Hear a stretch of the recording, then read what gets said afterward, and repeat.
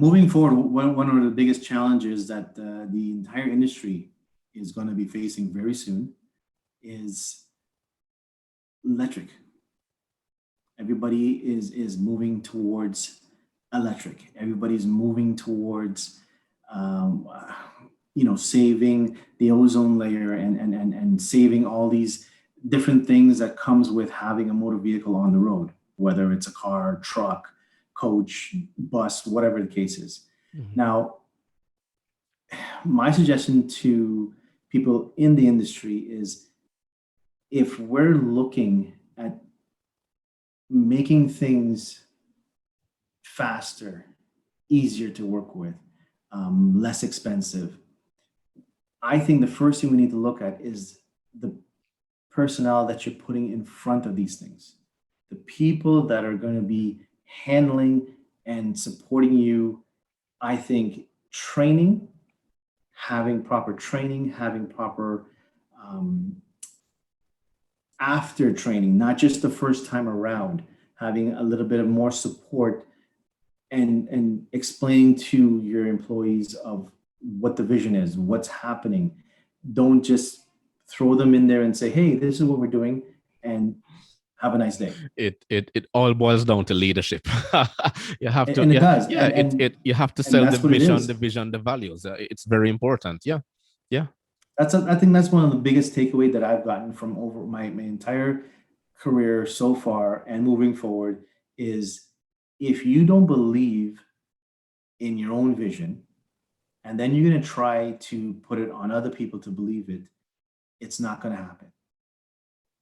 So as dealer principals out there, as vice principals, as all the other manufacturer head honchos, the sales manager, you have to believe in your vision first, and before you can send it off to your employees. Yeah. And then don't go back on them and be crucifying them if they don't do something correct, if you did not explain it properly and did not communicate your vision to them properly. Yeah. Right. Yeah. And I think that goes for a lot of industries, not just automotive, but just in general, any personnel that's in the managerial aspect of the business, or whatever business that you're in, you have to have vision, a goal, what you're here for, what are you going for, what's your mission, and then explain it to your employees. Yeah. Without your employees, you're nothing. You're nothing. Yeah. Yeah. You need people to drive the process. Yeah. That's basically what it is. And that's one of the reasons why Toyota is so far ahead, because they have their principles in which they follow, and their two pillars are respect for people and continuous improvement. But that's another story altogether itself. Not a lot of people would understand basically how those two pillars actually drive the processes.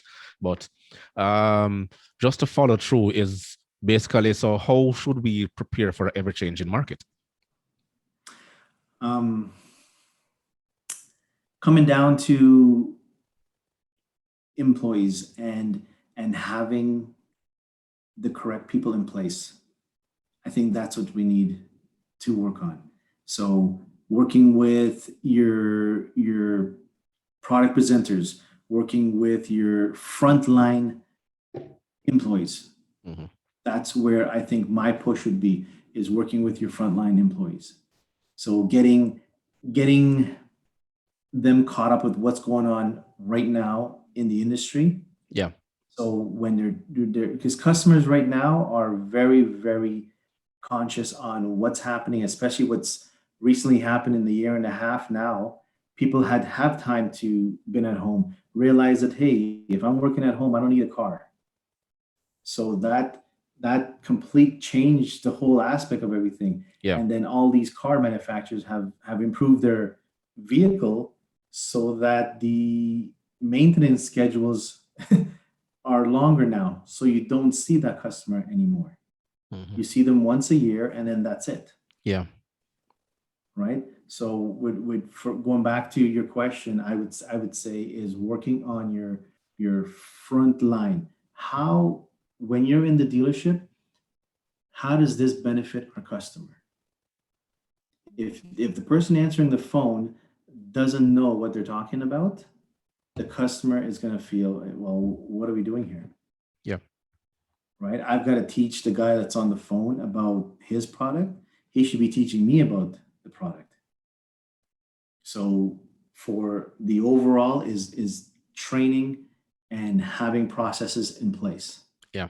That's the main focus, and that's where I think a lot of people lack, because they assume, everybody assumes, if you have a process and you follow it 1, 2, 3, that's how they taught you to count in school. You go 1, 2, 3. You don't go 1, 4, 5. Yeah.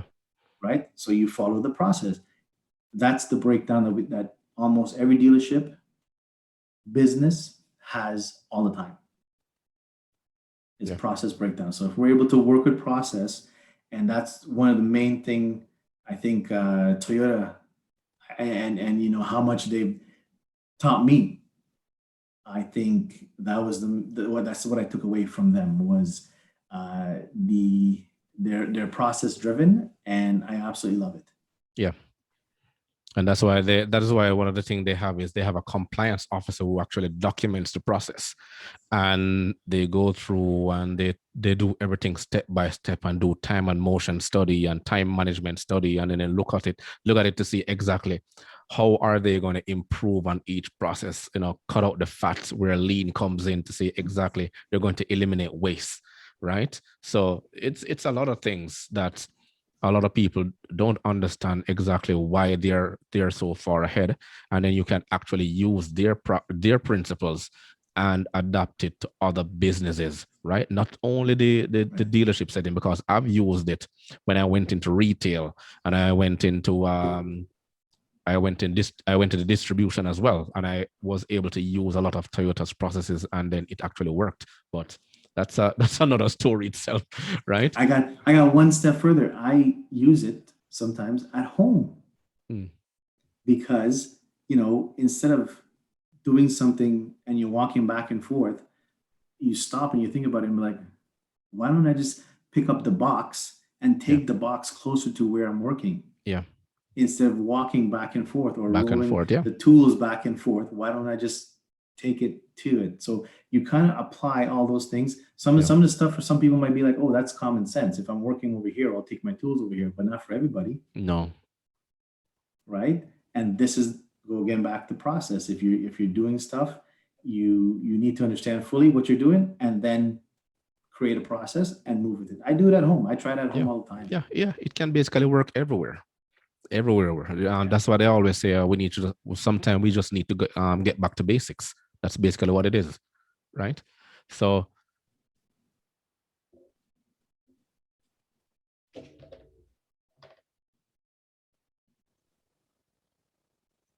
okay, yeah, I just restarted it. Okay. What I want to do is to go back little when you mentioned when I want to go back little when you mentioned electric vehicles, because remember where we're coming from. We have carburetors, right? We had points and condensers. Then we have direct fuel injection,